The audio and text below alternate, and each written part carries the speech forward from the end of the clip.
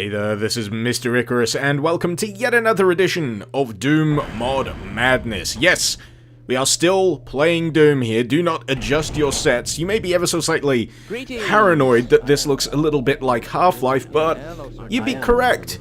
That's what Paranoid sets out to do, and as you can see, it achieves it with a lot of success. I am actually really impressed by how good this mod looks, how well this reproduces the look of Half-Life. Now, normally this wouldn't be achievable at all in the vanilla Doom engine. This is all thanks to the advent of source ports, which take that original source code and port it into something that removes some of the limitations of that original engine. And thanks to that, we have stuff like this, and boy am I glad for that. The one major thing to bear in mind here, though, is this isn't a one-for-one reproduction of Half-Life itself. That would be insane. That would be completely nuts, and let's face it, utterly pointless. Why play a remake in Doom when you can just play the original Half-Life? No, this does go off on its own little tangent and provides a kind of side story of sorts, not unlike Opposing Force or Blue Shift did, those original Half-Life expansion packs, and gives you your own little extra side story that occurs alongside Gordon Freeman's. Now, one of the most impressive things about Paranoia, beyond the way it looks, of course, is the level design. It's really intricate, to such a degree that I'd probably say it's also one of Paranoia's biggest weaknesses. It basically works on a hub system. It's a really subtle one at that, but this area that I'm currently in now is what I'd regard as the central nexus for this entire complex. And as you explore, as you open up new environments, you'll find yourself doubling back to this hub and finding a way to open other routes into other areas. It's a really cool, really neat idea that gets you really lost really quickly. It probably doesn't help either that a lot of the environments in Paranoia are as dimly lit as this one either. What you're seeing right now actually has the brightness bumped up, but I spent most of my time squinting through these hallways, through these rooms, and I kind of get what the creator was going for. They were trying to create a bit of a spooky atmosphere, but it was more inconvenient than anything. I was running into a lot of situations and a lot of encounters that I couldn't really anticipate because I just couldn't see shit. Same goes for the enemies. They just get obscured in the darkness, and these enemies can pack quite a punch. These are things that you don't want getting the drop on you most of the time. But in regards to the level design and getting lost within it, there are a few helpful items that you can pick up that will, guide your way. You can pick up radios, and when you trigger them, you get a nifty little piece of voice acting. You get a bit of text on screen as well that will give you hints and pointers for where you need to go next. And for me, it just kind of seems like an admission of guilt. Because quite frankly, without them, you'd be buggered. A lot of these environments look fairly indistinguishable from one another. There are subtle differences there, there are different uses of textures to differentiate them, but it's not quite enough. And without those pointers, you will spend a shocking amount of time chasing your own tail, much like I did, because it took me a while to figure out how exactly to use those radios and to get those particular hints. Speaking of things you'll be spending a shocking amount of time doing in Paranoia, dying! Can you see how much damage I'm taking from these enemies here? They're all the way across the entire area, but I'm taking hit scan damage from them, and now I'm down to 5 health. And this means I can't run as fast anymore.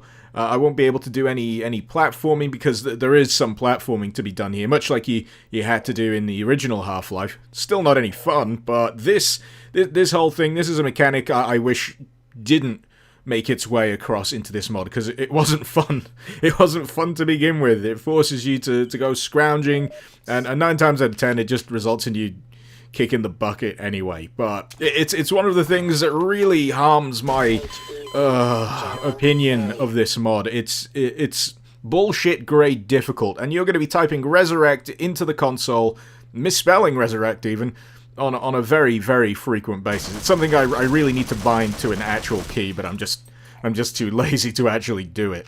But yeah, it's a pretty clear-cut example of how certain elements don't always translate very well into a Doom mod recreation. It's something that at the very least needs an excessive amount of balancing, because I feel like I'm made out of paper, and my enemies are made out of, you know, hardened ceramic armor. It feels like everyone but me is a bullet sponge in Paranoia, and that's not a good feeling. It makes combat feel frustrating, it makes combat feel like a slog, and that's probably the last thing you want combat to feel like in any mod.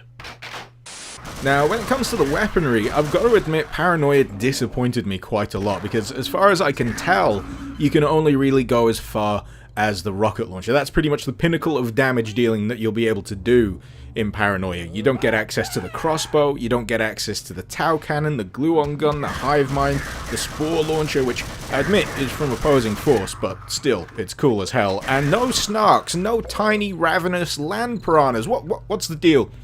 What's the deal, Paranoia? What's the point in making a recreation of Half-Life in Doom if you're not going to include all of the really fun weaponry? Now, I've got to admit, I haven't finished Paranoia, chiefly because there's just too much goddamn backtracking, too much groping around in the dark for obscure items, to turn on generators, to deactivate force fields, to get to another section of the hub, and dying over and over and over. It gets irritating. You lose patience.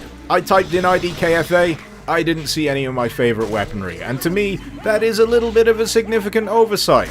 I could be completely out of bounds here, and those may turn up at some point throughout the game, but they don't turn up early enough, because I don't know if you're seeing the kind of enemies I'm up against in the Gloom here, but I'm up against certain enemies that don't usually turn up till you're fairly far into the regular Half-Life campaign. You got these big alien soldiers with the friggin' hive hands that can kill you really quick, and you just never feel like you're well equipped enough to counteract the stuff this mod is asking you to deal with, and I don't feel like that's the intention here, which is a damn shame, because as I've said, it looks fantastic when you can actually see what the hell is actually going on, and the level design is pretty ingenious. It's just buried under this bullshit difficulty, this stuff that desperately needs to be balanced. There needs to be more fun here, and you know what my dominant feeling is playing this after a while?